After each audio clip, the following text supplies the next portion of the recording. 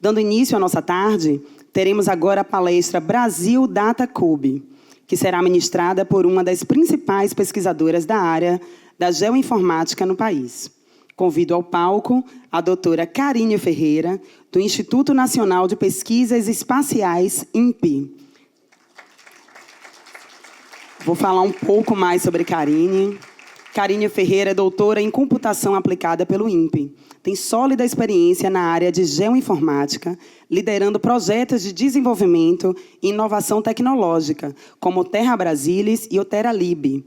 É docente do programa de pós-graduação em computação aplicada do INPE e tem como principal linha de pesquisa o processamento e análise de grandes volumes de dados espaço-temporais.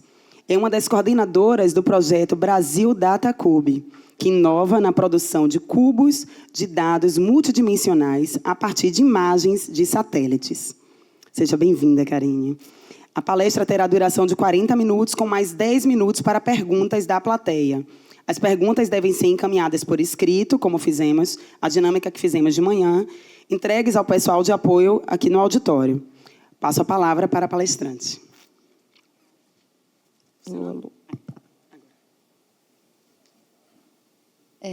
Obrigada pela apresentação, muito obrigada, boa tarde a todos. Primeiramente, eu queria agradecer... Passando... Acho que eles estão colocando a minha apresentação ainda, né? Primeiro, agradecer o convite, né? Sempre uma honra estar aqui apresentando o trabalho da minha instituição, do INPE, e esse projeto também, que eu vou apresentar aqui para vocês hoje.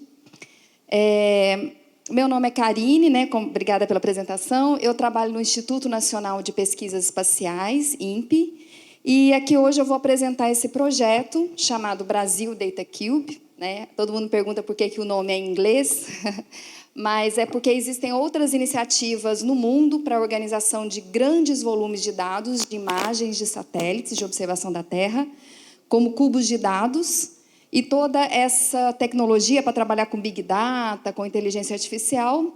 Então, tem o Swiss Data Cube, a Australian Data Cube, e a gente, então, para seguir, né, essa tendência, a gente colocou o nome Brasil Data Cube, então o logo acabou ficando, né, em inglês e a gente apresenta esse nome em inglês. Bom, esse projeto, né, o que ele faz? Então, vamos começar aqui. Deixa eu só olhar para passar. Opa, não. Isso. Ok. O que é esse projeto, né? Então, aqui a gente tem um overview do projeto. O que a gente está fazendo? A gente está organizando, né? O INPE ele é um instituto responsável do governo federal, responsável por organizar imagens de satélites. Então, o INPE tem os satélites nacionais, vou apresentar aqui. Mas, além disso, ele também é responsável por organizar imagens de satélites para todo o território nacional e disponibilizar essas imagens, né, para a sociedade brasileira, principalmente.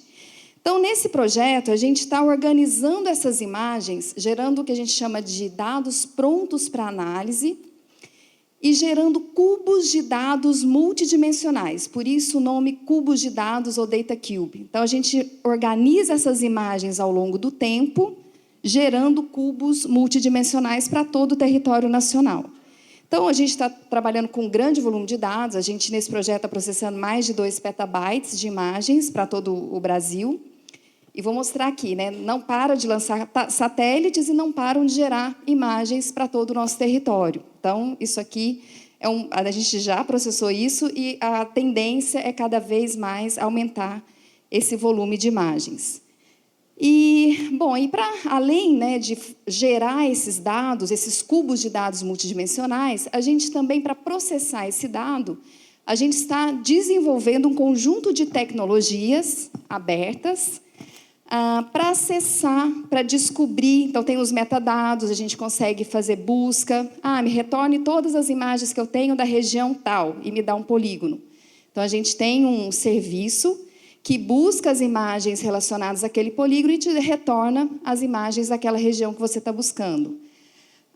Me retorne a série temporal. Então, tem vários serviços de busca, acesso, processamento, que você consegue processar E tudo isso em um ambiente de computação em nuvem que a gente está criando no nosso instituto. Então, a Silvana falou, né, hoje de manhã, vou falar aqui um pouquinho sobre isso. Atualmente, a gente tem vários ambientes de computação em nuvem que fornecem coleções de imagens de satélites, Google Earth Engine, AWS, Microsoft, né? Todo mundo aqui já deve ter usado o Google Earth Engine, pelo menos. E o INPE ele está desenvolvendo esse ambiente de computação em nuvem nacional, né, na nossa instituição. Então, eu vou mostrar um pouco sobre isso. Então, é isso, né, os cubos de dados multidimensionais, esse ambiente de computação em nuvem. Resumindo o projeto. O INPE, falando um pouquinho, por que a gente está fazendo isso? Né? Por que o INPE está fazendo isso? O INPE, atualmente, ele é o responsável no governo para gerar informações de desmatamento, fogo, né, áreas queimadas e uso e cobertura para o território nacional. Então, a gente tem aí vários projetos, o PRODES, que é um projeto responsável por monitorar o desmatamento, começou na Amazônia e hoje ele já é feito para todo o território nacional. O DT, que é um sistema de alertas de desmatamento, né? Então, o PRODES ele é anual e o DT ele é diário. Então, diariamente tem uma equipe analisando e processando as imagens de satélites e emitindo alertas de degradação e desmatamento. E tem o projeto TerraClass, que é o seguinte, depois que desmatou, aquela área virou o quê? Ela virou pasto? Ela virou agricultura? E aí entra num projeto TerraClass, que é feito em parceria com a Embrapa, e a gente, então, identifica qual tipo de uso e cobertura que aquela região desmatada se transformou. Então, se é agricultura, se é pasto. E esse projeto TerraClass, atualmente, ele é feito para a Amazônia e para o Cerrado. E todos esses projetos, eles são baseados em imagens de satélites de observação da Terra. Então, alguns exemplos. Aqui só um exemplo, né, de como que uma área desmatada por corte raso, identificada pelo projeto PRODES, como que ele aparece numa imagem Landsat de 30 metros. Então, qual que é o nosso trabalho? É analisar todas essas imagens e extrair informações desse grande volume de imagens de observação da Terra para todo o território nacional. Aqui também, né, o TerraClass, que eu já falei o que é. Nós temos para a Amazônia e para o Cerrado, em parceria com a Embrapa, não vou entrar em detalhes. Temos também um projeto do INPE, que é responsável por gerar informações sobre focos, né, de queimadas e áreas queimadas no Brasil, tudo baseado em imagens de satélites. E a gente também tem um grupo, né, a minha formação é computação aplicada, trabalho com geoinformática, e a gente tem um grupo no INPE que sempre desenvolveu esses sistemas. Né? Não sei quem já trabalhou com Spring, aqui, se já tem alguém, TerraLib, TerraView. E hoje a gente está desenvolvendo essas tecnologias no Brasil DataCube, esses serviços que eu vou mostrar aqui. Então, a gente tem, né, a nossa política sempre foi de dados e ferramentas e software abertos. Então, a gente sempre segue essa política e continuamos. Alguns exemplos aqui é o Terra Amazon, que é um sistema de informação geográfica para, né, processar imagens e gerar essas informações sobre desmatamento, uso e cobertura. Temos o Terra Brasilis, né, e a gente segue, então, a especificação da INDE, da Infraestrutura Nacional de Dados Espaciais, que vai ser, né, abordado aqui na próxima sessão. O Terra Brasilis é um portal de disseminação de dados geográficos. Então, todos esses dados de desmatamento, né, de uso e cobertura, a gente disponibiliza via esse portal, Terra Brasilis. E a gente também, o INPE, desenvolve, monta satélites de observação da Terra. Né? Não sei se alguém já visitou a nossa sede lá em São José dos Campos, e a gente tem um laboratório de montagem de satélites. Então, a gente tem os nossos satélites nacionais também. Aqui é uma imagem de um satélite brasileiro, Cibers 4A, em parceria com a China. E essa é uma câmera, né, WPM de 2 metros de resolução espacial. A gente também tem os cursos de pós-graduação. Então, computação aplicada é um desses cursos. Então, a gente tem aí sensoriamento remoto, meteorologia e outros cursos. Né? E o nosso grupo, a gente trabalha com essa parte de geoinformática e ciência de dados geoespaciais. Então, a gente trabalha com essas técnicas computacionais, sempre pesquisa aplicada ao desenvolvimento. Então, tudo que a gente faz, toda a tese de aluno, dissertação, desses grupos, né, desses cursos de pós-graduação, eles se materializam em sistemas de software, no caso da computação aplicada. Aqui um exemplo, né, e a gente trabalha muito com a identificação desses eventos espaço-temporais, esse processo. Então, aqui a gente tem uma imagem Sentinel-2, né, de Porto Alegre, né, daquele evento, daquele desastre que aconteceu em abril e início de maio, em abril, né, do ano passado. Então, você consegue ver uma imagem antes, aqui, né, e uma imagem depois daquelas chuvas, né, aquelas chuvas que inundaram aí o estado do Rio Grande do Sul. Então, a gente também teve porque o INPE tem essas imagens e porque o INPE também participa de uma Carta Internacional de Desastres Naturais, a gente foi requisitado pelo governo federal para gerar a mancha de inundação. O governo ele pagou um auxílio para as famílias, né, que foram atingidas por essas inundações. E a gente, então, nós, junto com outras entidades, Exército, Semadem, o INPE liderou e gerou um mapa, a mancha de inundação. Então, toda família que caiu dentro dessa mancha de inundação ganhou o auxílio, né, do governo federal. E o INPE foi um dos players importantes para gerar, porque a gente tem as imagens e a gente participa de outros consórcios internacionais para aquisição de imagens de alta resolução, principalmente quando acontece um desastre como esse, né? E qual que é o desafio nosso? Então, falando disso tudo, a gente extrai as informações de imagens de satélites de observação da Terra. E, atualmente, o desafio é o grande volume de dados. Então, a gente tem aí, aqui, né, o programa europeu, tem o Copérnicus, além do Copérnicus tem outros, mas existem, então, eles têm uma gama de satélites, imaginando o mundo inteiro, e também tem uma proposta e tem uma estratégia de lançamento de vários outros satélites ao longo aí dos 10 próximos anos. Tem os satélites americanos, tá? Outra coisa importante é que esses satélites, uma coisa importante, né, é que eles geram dados públicos.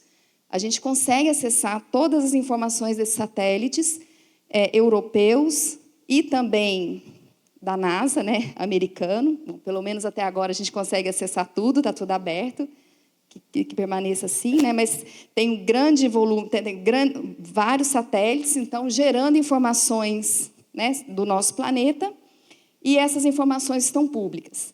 E temos também o nosso programa brasileiro, tá? A gente tem um programa espacial brasileiro. Atualmente, nós temos 3 satélites nacionais voando, o Cibers 4 e 4A, que foi feito em parceria com a China, um programa junto com a China, e tem o Amazônia 1, que foi feito inteiramente pela nossa equipe aqui nacional. Esses 3 satélites, hoje eles estão em órbita e gerando informações também, né, do nosso país. E qual que é o desafio? Como que a gente, então, evolui para o INPE, né? Como que a gente evolui as nossas tecnologias para conseguir extrair o máximo desse grande volume de informações? Esse é o grande desafio que motivou, então, a gente começar esse projeto Brasil Data Cube. Então, fazendo aí uma revisão, hoje a gente tem esse aqui é um artigo de revisão de várias plataformas para gerenciar e analisar grandes volumes de dados. Hoje, né, o que a gente tem? A tendência é essas coleções de imagens hoje, elas são disponíveis no ambiente de computação em nuvem, né, então, Google Earth Engine, o Amazon Web Service, a AWS, Microsoft. Essas 3 são empresas privadas, né, que fornecem esse ambiente de computação em nuvem. Você até consegue usar para pesquisa, mas você tem que pagar se você tiver um processamento, né, muito grande de dados. E você também tem uma iniciativa do Copérnicus europeu e tem a nossa plataforma BDC, que é uma iniciativa nacional, pública e aberta, principalmente para a sociedade brasileira. Qual a questão aqui, né? Então, essa tendência de você manter, né, de você fornecer um ambiente de computação em nuvem, principalmente para gerenciar todo esse grande volume de imagens de satélites. Falando um pouquinho, então, o Google Earth Engine, todo mundo conhece, né? Mas é uma plataforma comercial, apesar de ser aberta para, se você for, né, processar um volume pequeno de dados, tem limites, né, para você processar, mas tem alguns créditos para pesquisa também, que você consegue até mais o ambiente, né, para processar um volume maior de dados. Tem a AWS, né, também, que é uma ótima ferramenta. A gente já exercitou bastante nesse projeto, mas também é cara, não é barata. Bom, não vou entrar em detalhes aqui. Tem a Microsoft, a mesma coisa. Tem essa iniciativa do Copérnicos, da ESA, é uma iniciativa europeia também, que eles querem? Eles querem também fornecer um ambiente de computação em nuvem para os usuários. O que significa isso? Significa que você vai entrar no ambiente,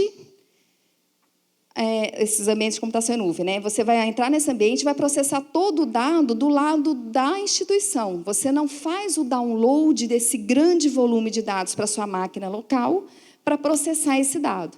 Então, qual que é a tendência? É você realmente migrar para um ambiente de computação em nuvem. Né? E agora a gente tem também, já coloco hoje, o Brasil DataCube, ele já é uma plataforma de computação em nuvem. Então, vocês, né, principalmente instituições públicas, privadas também, mas instituições públicas principalmente, como a Embrapa, o IBGE, alguns bancos do Brasil, Banco Central, eles já acessam a plataforma e processam os dados todo lá no INPE, sem ter que fazer o download desse dado. E aí a gente dá um ambiente de ciência de dados que você consegue fazer o seu script em Python, em R. Então, você escreve seu script lá, né, nessa plataforma, processando o grande volume de dados que você, né, quer processar, e depois você faz o download apenas da informação final. Então, para, né, atender isso, a gente começou esse projeto em 2019, então, principalmente para trazer essa inovação tecnológica para os programas de monitoramento ambiental do INPE, e, principalmente, outra questão importante é trabalhar com séries temporais de imagens. Né? Hoje de manhã a gente viu um exemplo de uma imagem, processando uma imagem Sentinel para extrair informação, né, de cana-de-açúcar, eu acho que você apresentou. A ideia aqui é não trabalhar com uma imagem ou duas imagens por ano. A ideia é trabalhar com todas as imagens, né, que você tem disponível em um ano, e trabalhando assim com séries temporais de imagens. Então, a gente organiza essas imagens ao longo do tempo como cubos de dados, fura essas imagens e extrai as séries temporais de imagens. Vou explicar aqui, vocês vão ver que quando você usa séries temporais e usa métodos de machine learning, de deep learning para classificar e para extrair informações dessas imagens, você consegue distinguir muito melhor processos complexos. E vou mostrar aqui alguns exemplos. Então, é isso, né? Em várias palavras, a gente está modelando esse grande volume de dados como cubos de dados multidimensionais. A ideia, então, é furar esses cubos e extrair séries temporais de imagens. Então, nisso, a gente, bom, sem entrar em detalhes, mas a gente faz vários processamentos para criar esse dado ARD. Existe uma comissão internacional chamada SILS, que define o que é um dado pronto para análise. Então, existe um PDF, uma especificação. Então, a gente faz todos os processamentos, gera reflectância de superfície, né, e outras bandas com nuvem, sombra de nuvem, qualidade do pixel. E depois desse dado ARD, a gente gera esses cubos. A gente definiu uma grade, né, para todo o Brasil, e para cada célula dessa grade, a gente gera esses cubos multidimensionais. Aqui, só falando um pouco de volume, o que mais onera o nosso volume é o Sentinel, que é um Sentinel-2, que é um satélite europeu, do Copérnicos. E a gente faz uma composição temporal nesses cubos. A gente seleciona o melhor pixel observado num período de tempo. Então, descartando nuvem, sombra de nuvem. Então, a gente faz todo esse processamento para gerar os cubos de dados. Então, se você entrar no portal, vou deixar alguns links aqui. Então, para cada célula dessa grade, aquilo ali é um cubo de dados. São as imagens, né, multidimensionais, são as imagens ao longo do tempo. E por que a gente faz isso? Por que gerar esses cubos, né? Por que organizar, gerar dado RD, incubar, gerar na grade? Principalmente para suportar a análise de séries temporais de imagens. Então, existem vários artigos na literatura que já usam a série temporal, né, essa série temporal, para extrair informações, principalmente de uso e cobertura. Então, aqui você vê diferentes padrões de séries temporais, associados a uma localização, que é pasto, agricultura, né, soja e milho, outros tipos de agricultura, cerrado, floresta. Então, você vê que quando você extrai a série temporal e analisa essa série temporal, ela tem diferentes padrões, né? E você consegue, então, extrair informação de uso e cobertura a partir desses padrões.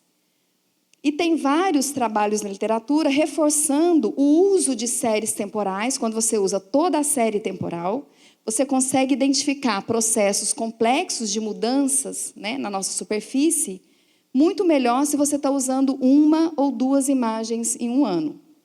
Então, aqui eu trouxe alguns exemplos, por exemplo, dessa área aqui agrícola. Então, você pode passar aqui. Então, quando você usa toda... Essa aqui é uma série temporal. Aqui nós temos 4 pontos, né, em vermelho. E você tem 4 séries temporais associadas a esses 4 pontos de um cubo de dados Sentinel-2, que é de 10 metros de resolução espacial. Então, você vê que a série temporal, quando você vai passando, você realmente captura, né, essa mudança ao longo do tempo.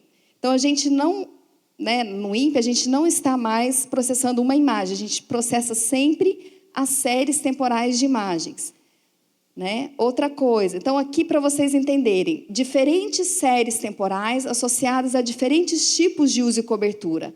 Aqui nós temos uma série, e aí são séries de índices de vegetação, NDVI, EVI. Então aqui a gente tem vegetação natural primária, né? Então que é uma região, é um ponto, né, que foi classificado durante 2022 pelo TerraClass como a vegetação natural primária. Então, se você pega a série temporal, ela tem esse padrão. As séries, né, EVI, NDVI, porque também a gente usa, além das características espectrais, a gente também usa os índices espectrais. Né? Não vou entrar em detalhes, mas só para vocês verem a diferença. Aqui é uma outra, né, séries temporais associadas a uma localização, que é uma área urbana. Então, vocês conseguem ver a diferença, né?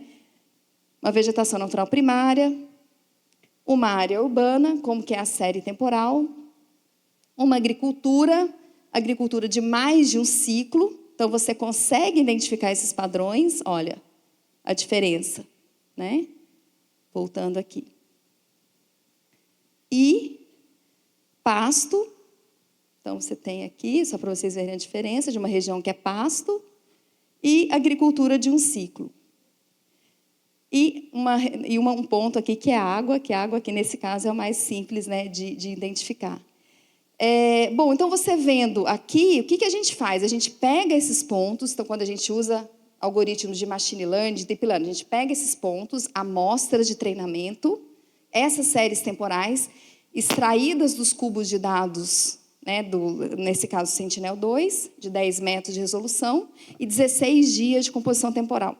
A gente usa essas amostras, treina o classificador de machine learning, TempCNN, SVM, o Random Forest, aí você escolhe, gera um modelo, e aí a gente classifica todo o Cerrado ou toda a Amazônia, que é o que a gente está usando no TerraClass, né? E extraindo outras informações.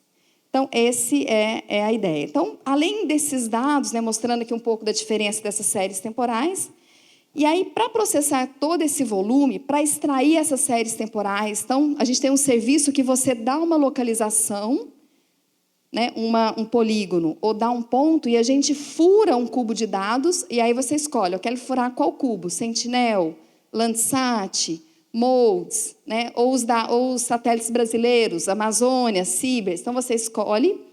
Esse serviço, ele fura esses cubos e te retorna as séries temporais daquele polígono, daquele ponto, para você processar, né, conforme o seu algoritmo. Então, a gente tem, para fazer isso tudo, né, para descobrir, para acessar, para processar, a gente desenvolveu uma plataforma, né, plataforma Brasil Data Cube, e tem vários componentes.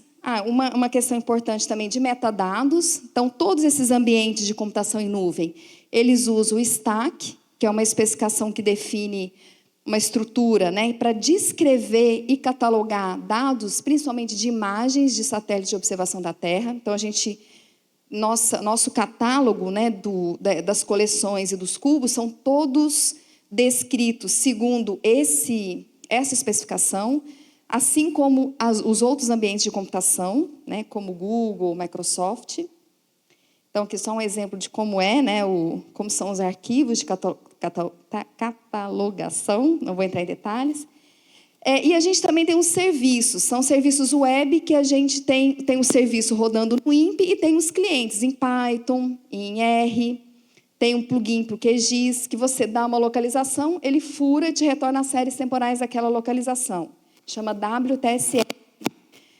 Nós também temos um serviço que chama Land Trajectory, que a gente organizou vários dados de uso e cobertura. Então, TerraClass, o Map Biomas, o DT, o PRODES, os dados do IBGE. Então, a gente organizou esses dados, aí você dá uma localização e a gente retorna a trajetória daquele ponto. Ou seja, como que aquele ponto foi classificado segundo esses projetos.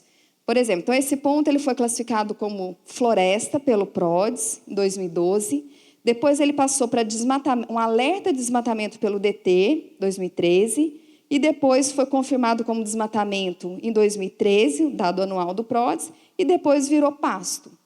Então, para cada ponto, né, a gente também tem esse serviço que você consegue dar ou um polígono ou um ponto, e a gente te retorna como que aquele dado, como que aquela região ou aquele ponto foi classificado ao longo do tempo, segundo os projetos que a gente tem que gera dados nacionais. E também temos um que retorna métricas fenológicas. Então, você dá um ponto, principalmente para ser usado em agricultura. Aqui só um exemplo, né? O que são essas métricas fenológicas? Elas definem o início, o fim, o máximo de um vigor vegetativo.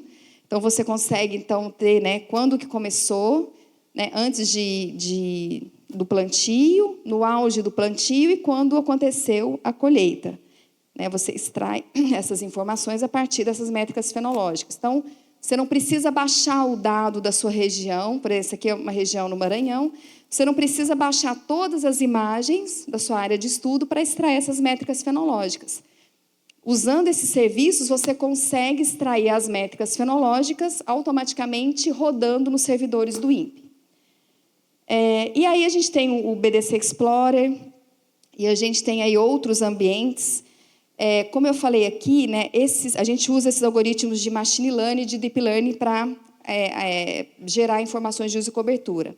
E uma coisa super importante, que todo mundo sabe, que já foi falado, são as amostras de treinamento para gerar esses modelos, né? Então, a gente também está desenvolvendo esse Terra Collect, que é uma plataforma de coleta de amostras para treinar esses classificadores. Aqui são interfaces, aqui é a interface gráfica, né, do BDC Explorer. Esse aqui, no caso, é o BDC Explorer.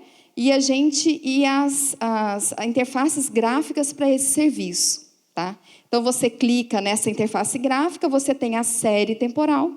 Ele tá usando o WTSS internamente. E tem também o WLTS, que é furando e retornando a trajetória da Terra naquele ponto. Bom, e aí também a gente tem para gerar, existe, né, a gente desenvolveu no âmbito desse projeto e continua desenvolvendo um pacote em R chamado CITES, que tem funções, né, que fornece um conjunto de funções de alto nível para fazer a classificação. Então, desde acesso aos cubos de dados, até gerar um modelo de deep learning, de machine learning, treinar esse modelo e gerar um mapa classificado de uso e cobertura. Então, é um pacote em CITES bem poderoso. Hoje, o TerraClass ele já é todo feito em cima desse pacote, rodando na plataforma BDC, lá no INPE.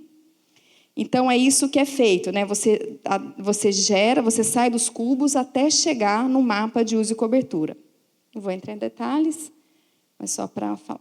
E hoje o TerraClass ele é todo feito, né, um exemplo de um projeto hoje que é todo feito nessa infraestrutura computacional. Para isso, como eu falei, a gente tem um ambiente, chama BDC Lab, que é esse ambiente de computação em nuvem, de ciência de dados, né, e de computação em nuvem. Então, essas pessoas que trabalham do INPE, do IBGE e da Embrapa, eles acessam essa plataforma, escrevem o código, né, em R, em Python, para fazer a classificação, usando todos esses serviços, e depois faz o download da informação. Então, só para ter uma ideia, né, só para gerar o TerraClass da Amazônia, para um ano, eles processaram mais de 33 terabytes de dados, de imagens, usando os cubos de dados Sentinel-2, que é de 10 metros de resolução, usando amostras, e aqui eles fizeram um teste com Random Forest, Temp CNN. Por que é importante o INPE, né, como uma instituição pública, eu acho, fornecer um ambiente desse? Isso aqui, se fosse rodar no Google Earth, você consegue fazer tudo isso no Google Earth Engine ou na AWS, mas o custo disso aqui, né, é altíssimo. Para você, ainda mais esses processos que você gera um modelo, não ficou bom, vou ter que coletar mais amostras, refinar o modelo, gera de novo. É um processo bem dinâmico que você roda várias vezes até gerar no mapa principal. Então, eu acho super importante, como uma instituição pública que tem esse mandato, né, no governo federal, o INPE, eu acho que é um papel do INPE realmente fornecer e aprimorar isso aqui, né, para ser usado por todas as instituições. É o que a gente está fazendo. Né, ou pelo menos tentando fazer, né, porque tem que ir atrás de financiamento, e todos vocês sabem da história triste, né, por trás de todos os projetos. Mas esse BDC Lab ele é todo feito em Jupyter Hub, então vocês já conhecem, então você consegue rodar o RStudio, né, para gerar dados, né, para scripts em R. E aí você roda também o QGIS, né, então essa aqui é a versão 1.3.1 de maio. Quem tiver interesse, vou deixar meu e-mail, pode entrar em contato, a gente pode abrir uma conta, né, quem quiser exercitar, quem quiser fazer um teste aqui.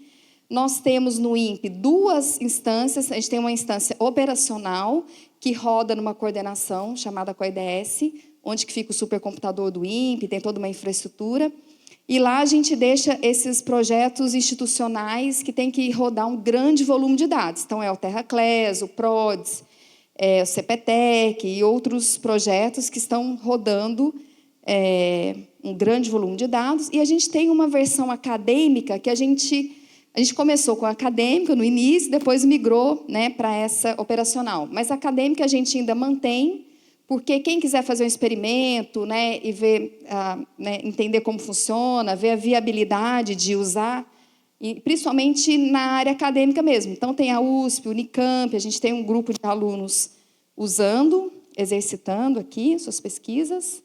E aí trouxe um pouquinho aí da infraestrutura computacional, né? O INPE, ele tem um acervo, ele tem uma estrutura, uma infraestrutura computacional bem grande, que fica lá em Cachoeira Paulista. E a ideia, então, nesse projeto, a gente foi aprimorando, então, comprando discos de armazenamento, porque é assim também, né? Não para de chegar a imagem, lançar satélite, o dado está chegando, está entupindo todos os discos, e você precisa sempre aprimorar. Então, a gente sempre está em busca de recursos, principalmente esse ano, né? A gente submeteu agora outro projeto para o Fundo Amazônia, para manter, né, e para expandir essa infraestrutura computacional. Porque o INPE já tem, né? O INPE já recebeu agora esse ano um novo supercomputador. Então, acho que o papel da instituição é realmente desenvolver essas tecnologias para fornecer para a sociedade, né, esse poder computacional. E falando aquilo que eu falei antes, né, existem várias iniciativas. Esse aqui é um artigo de 2022 que coloca várias iniciativas no mundo de organizar os dados, gerar o dado da RD e organizar em um sistema computacional, principalmente esse grande volume de dados, e avançar em tecnologias para processar esse volume de dados. E o Brasil DataQ é um projeto nacional que avança a temática. E outra coisa importante que eu gosto de enfatizar, porque eu acho que é muito importante, é essa integração da pesquisa com o desenvolvimento. É um projeto super aplicado, que tem tecnologias rodando, né, disponíveis para todo mundo, mas que foi todo baseado em pesquisas. Então, assim, tese de doutorado virou o CITES, né, aquele pacote em R, foi tese de doutorado do Rolf, da Lorena, outra aluna que passou lá. O serviço, WTSS, é de um aluno. Lógico, começa no protótipo, né, e depois a gente vai aprimorando até gerar um produto final. Mas tudo isso muito aplicado. E eu acho que isso... Eu sou fã, né, dessa integração e dessa questão de fazer pesquisa aplicada, né, aquela pesquisa que vai virar um pacote, um dado, né, melhorar a qualidade do dado. Então, acho que isso é uma questão bem importante aqui do projeto. Então, tem o site do projeto, quem quiser saber mais.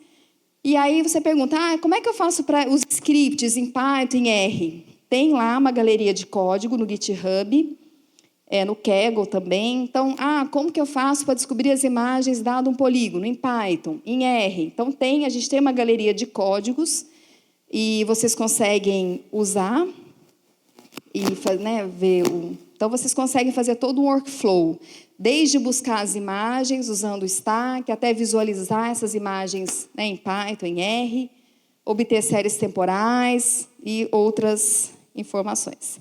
Vou deixar meu e-mail aqui, mas como eu tenho mais um tempinho, eu vou falar um pouquinho rapidamente aqui. Eu deixei aqui no final, se der tempo eu falo. Bom, essa área de análise de séries temporais de imagens é uma área muito interessante e que tem muita coisa em aberto ainda. Então, vou mostrar, eu separei aqui nesses trechos, eu tenho 7 minutos ainda, né? Tá.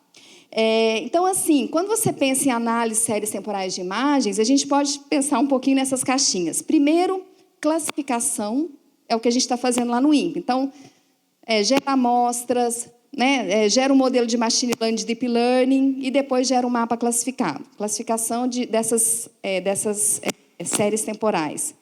Mas a gente pode usar clustering, né, para identificar padrões de séries temporais. Então, a gente fez um exercício muito legal na área de aplicação de crédito rural, junto aí com o TCU e com alguns bancos, ficou bem interessante. Detecção de distúrbios também. Então, você tem uma série temporal, você tem uma tendência, né? Você tem lá, imagina lá na Amazônia, está tudo verdinho, tudo lá. De repente, acontece um distúrbio naquela série temporal. Então, você tem métodos dessa área de análise de séries temporais de imagens para a detecção de distúrbios.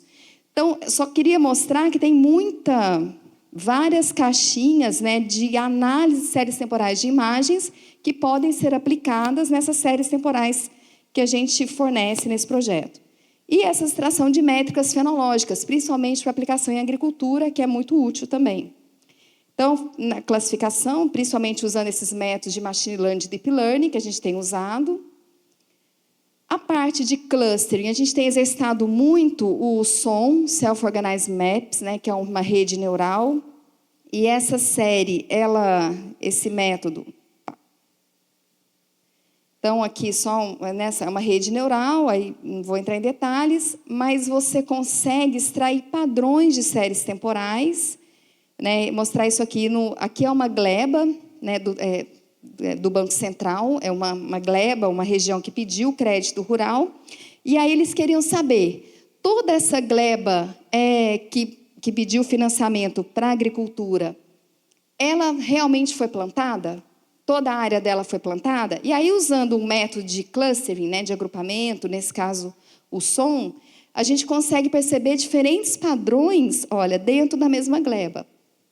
Então, você vê aqui, olha, que tem uma área, essa área amarela aqui, por exemplo, é uma área que o NDVI está alto o tempo todo, é uma área que não foi plantada, é uma área de vegetação dentro da gleba que não foi plantada. Né? Outro exemplo aqui, outra gleba, você vê que tem o NDVI baixo, daquela amarela, daquela região amarela ali, né? As séries temporais, o que é isso? É um agrupamento das séries temporais dentro de uma gleba.